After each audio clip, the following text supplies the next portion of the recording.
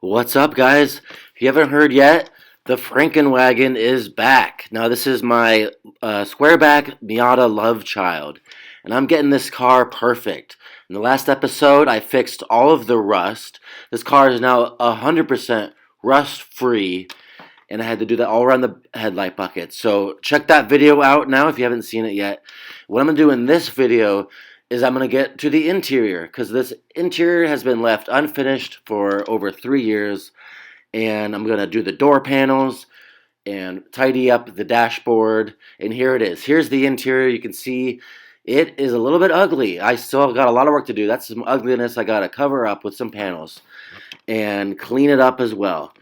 So we're going to do door panels. We're going to do door sill plates. We're going to do some sound deadening, and let's get to it.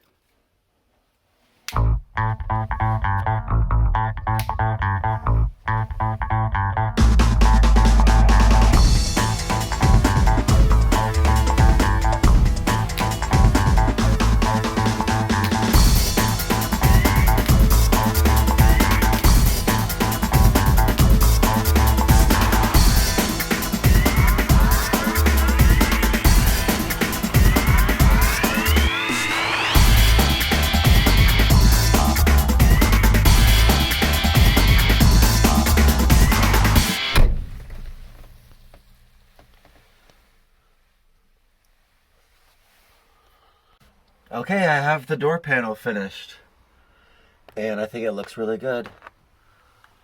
You know, obviously this vinyl here matches this vinyl, and I bought it like 2 or 3 years ago, and I finally put it in, finally installed it. This is not the most professional way to do this, because normally if you're having 2 pieces of vinyl, you would like use some piping, and that requires a sewing machine. And so what I did instead was I just butted them up, the 2 pieces of vinyl, and then overlapped the seam with this piece of trim here. And this is some trim from the grill of a 1999 Bluebird school bus. My friend was working on it at my place, and he threw them in the trash can, and I grabbed them out, and here they are. And it's also the piece used here on the, see if you can see this, the door sill plate. And the interior now is looking really good. I have to do the other door panel now on the driver's side. One more point to point out, there is no door crank, is there? And that is because it was right here, and when I closed it, there's such a tight tolerance between the edge of the Miata dashboard and the door panel that nothing was going to fit there. Okay, I'm wrapping up the second door panel now, and I mentioned earlier that I was using these armrests, which are for a early 60s Ford. They also use these in Ford Falcons, maybe some Fairlanes. Definitely use these also in Mercury Comets. Well, a funny thing just happened. A Mercury Comet just showed up in my driveway, so let's go take a look at it and we can compare.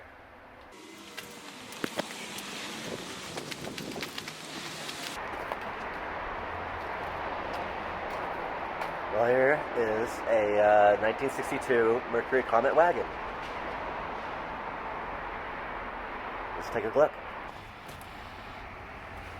So I got a little bit of a collection going on here. I got the Comet here. I got the Squareback back there. And oh, what's this? This is a wrecked 1913 Nissan Leaf. And it has a battery pack and a motor and an inverter and a charger and everything that you would need to convert a car to electric. So, choices, what to do.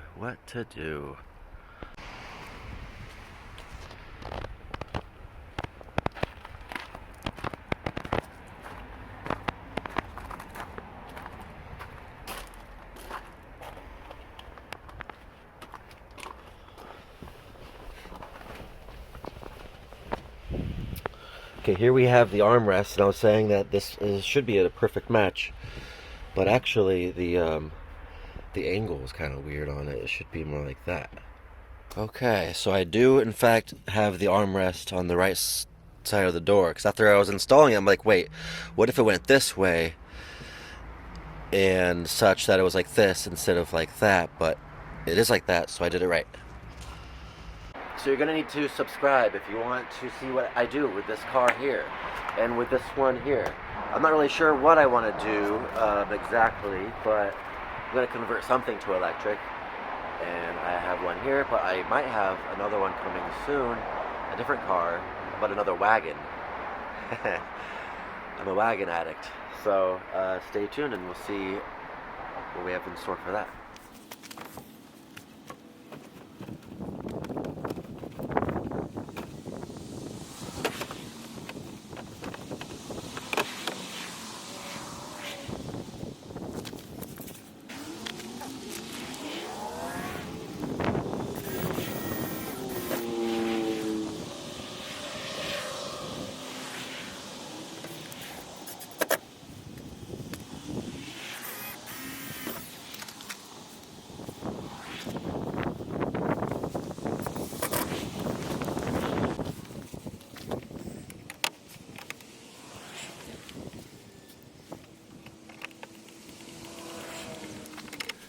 Alright, I just got the final piece to the interior sent to me from SendCutSend.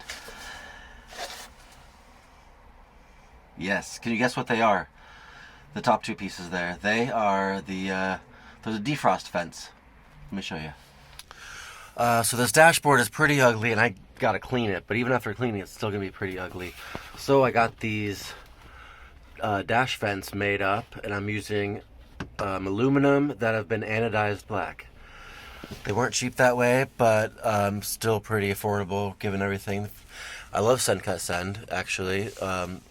Did a great job on these. So just gotta cut these out, screw these in. Try not to focus too much on that car over there and on this car in here.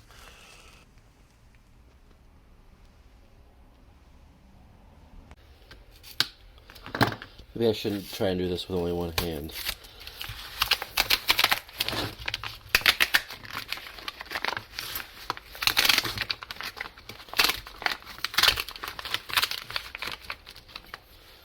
Oh, that's awesome. Oh, they did an awesome job on that finish. That's really cool.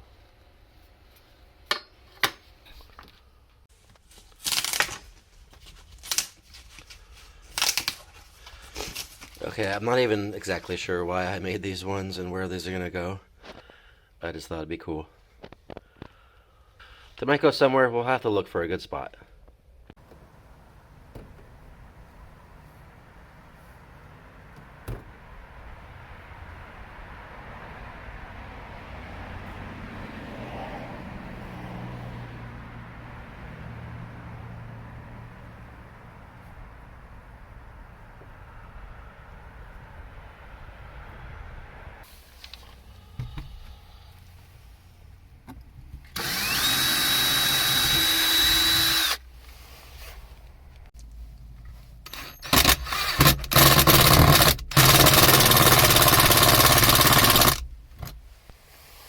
Okay, I have the new defrost fence installed. The dashboard still kind of looks like garbage if you ask me, but it makes it look a little better. It didn't like beautify it and hide all the ugliness like I was hoping, but that was a tall order. So the whole interior is done. Boom, done. And with that, the Miata Squareback Lovechild is now ready for its 1,600-mile voyage from Kansas City to Los Angeles. And I can't wait to show you that footage because I've already completed that road trip. I'm back home now, and it was a lot of fun. So please subscribe. Stay tuned for that one. And also, you're going to want to subscribe to see what I do with these two cars, with the 62 Mercury Comet, with this Nissan Leaf that's wrecked. Am I going to take the Leaf parts out? Put it in the comment. Well, you'll just have to subscribe and stay tuned.